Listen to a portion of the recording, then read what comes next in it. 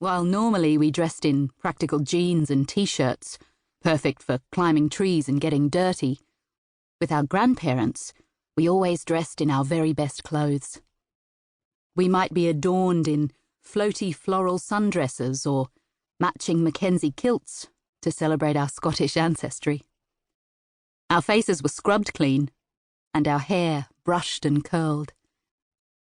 Nonnie and Papa often took us on a journey down to Sutton Forest in the Southern Highlands to show us our family history and where we came from. On the long drive down, through Mittagong and Mossvale, they would tell us romantic stories about our ancestors, the Atkinson family, who had once owned great swathes of this beautiful rolling countryside. They were fascinating stories of adventure, bravery, tragedy, determination, and defiance. In hindsight, there was a theme that ran through many of my grandmother's stories, and it was about the strong and clever women from whom we were descended. Women who faced almost impossible difficulties, but who tackled them with courage, strength, and dignity, and managed to live rich and meaningful lives. These stories were truly inspirational. When at last we arrived at Sutton Forest, a small English-style village built around the church and an inn, we bumped along a rough dirt road until we came to an ancient line of elm trees and the locked gates of Oldbury. We would peer through the prickly hawthorn hedges at the grand old house that had been built by our great-great-great-great-grandparents, Charlotte and James Atkinson, in 1828. During our childhood, the golden sandstone house was surrounded by overgrown gardens and looked neglected and forlorn. It seemed like something out of a fairy tale. Romantic, forgotten by time. We would visit the churchyard where the family were buried and try to read the faint script on the family vault. The elaborate stone vault had subsided into the marshy ground. It was so sad to think of those long-ago ancestors struck down by their various tragedies and misadventures. My grandparents' stories of the Atkinsons were so vivid that it seemed as though we knew them all personally.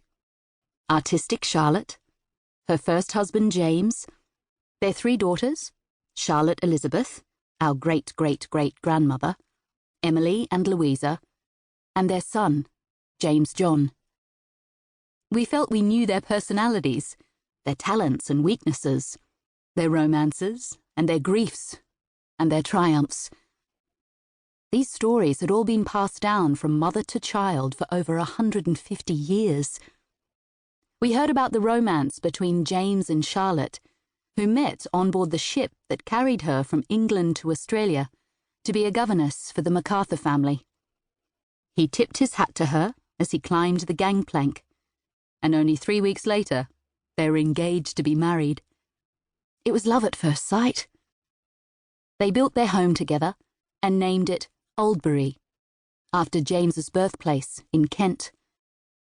For many years, Kate and I dreamed of travelling to England together to discover the special places in our family history. One of our many joys in researching this book was visiting the beautiful stone and red brick Oldbury house near Ightham, with its ancient oak trees and rambling gardens. Charlotte was an outstanding teacher and schooled all 4 of her children herself, educating them to a standard that was extremely rare in the colony, and indeed in England.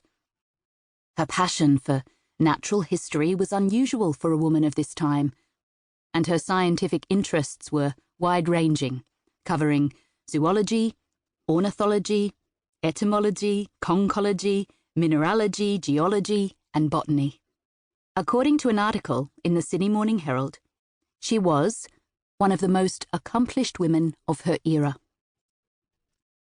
When Charlotte was in dire financial straits and desperately needed funds to support her children, she wrote a book, the first children's book to be published in Australia.